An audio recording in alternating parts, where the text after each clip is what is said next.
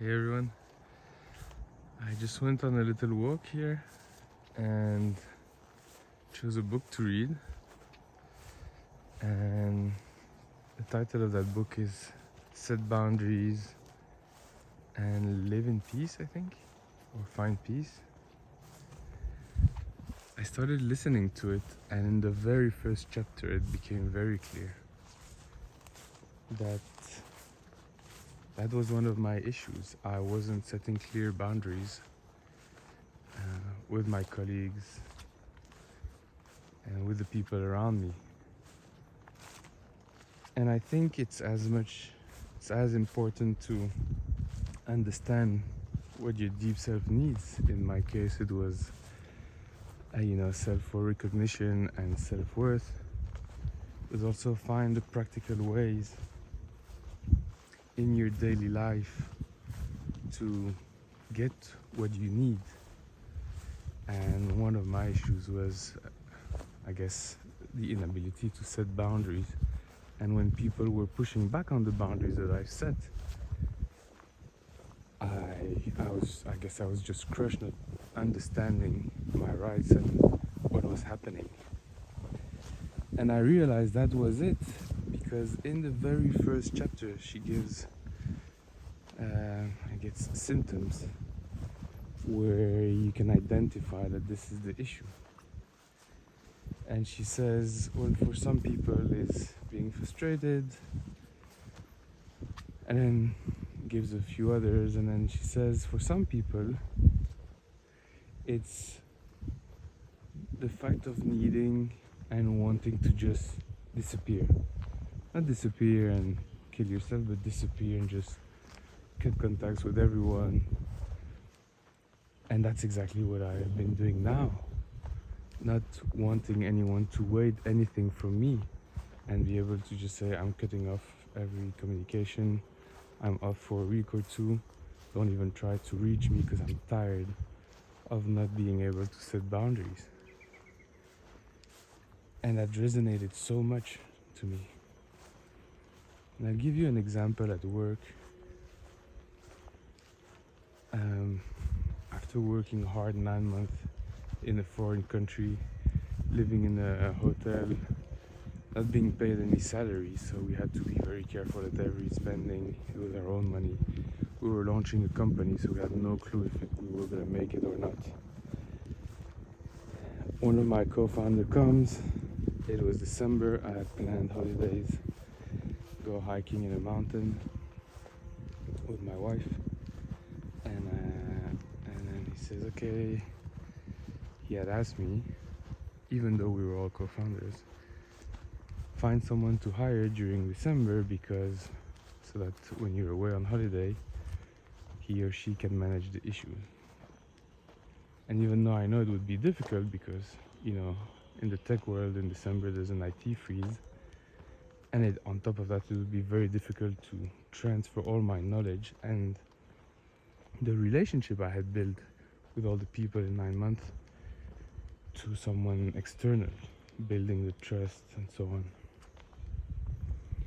But we tried to find someone. We didn't manage to find anyone that was available or that was skilled enough to come. And then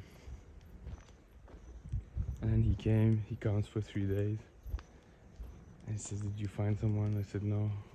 And he bursts, become red. What? As if I had done this to him. What? If there's any issue in December, you will come down from the mountain. I don't care if you're with your wife. You will come down from the mountain and fix it. And I wait. Why doesn't our third co-founder come? He has more skills in IT. What? He has a family. You want to ruin his Christmas? I said, so why don't you come? Me, I don't know anything in IT. That's not my area. No. Like, well, I didn't know anything in IT. I learned it. And it's not like you can't learn whatever that new hire would be able to learn. So I did everything that I learned about in the textbook. Breathe, relax, take a step back and, give it time. So the next day I go to him and I say, okay, cool. I'd like to talk about what happened yesterday and tell you how I felt. I felt it wasn't fair. I've been here for 9 months and I don't think your request was, first, I don't think we need to hire someone. Second, I don't think it's possible. And third, I think you guys could come and join in if needed to help. I think you owe the project that. To which he responded, I don't care about what you feel, you're too emotional, keep that for yourself, I don't care. So not only did I try to set boundaries, but when I did, it was just crushed again. And in that book they talk about this. They say that we will face resistance, especially if it's the first time in that relationship that you set the boundaries, because it will be new and people will not be used to that relationship. And so yeah, it's very interesting to put a word now on it and the whole concept, especially that in, I think, chapter 2, I just started right now this book,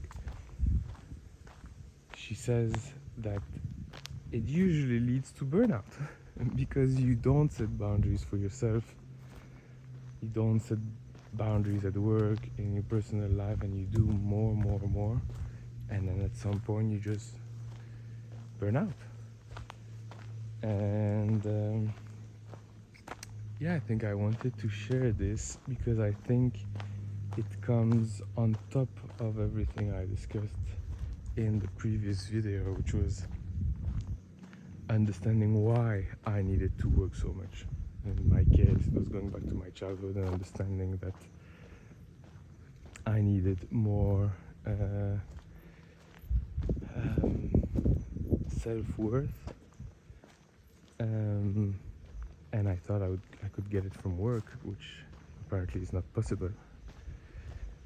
And so I think both are important in parallel, understanding where your need comes from, what are your needs and where they come from, seeing how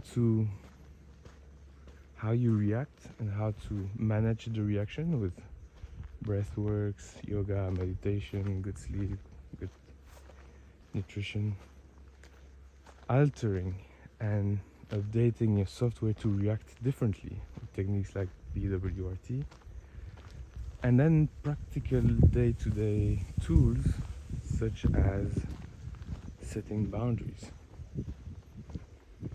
Now all of these little things are coming into place. It's funny because I've read and I've heard so much about it, and in one of Brené Brown's book she talks about it, and I was like, what is it exactly? Even though I was not setting my boundaries, I think because I didn't do the burnout and I wasn't really deep into it, I couldn't really understand what that meant for me. And that's where I think also this burnout is a blessing in disguise. It's me realizing, what I really need and how I came to this point to avoid it again next time. So tell me if you've also experienced issues with setting boundaries, how it worked out for you, what did you change to be able to set them, or did you find other day-to-day, let's say, tools and practices that also helped you avoid your second burnout, I'd say. And in the meantime, enjoy this view.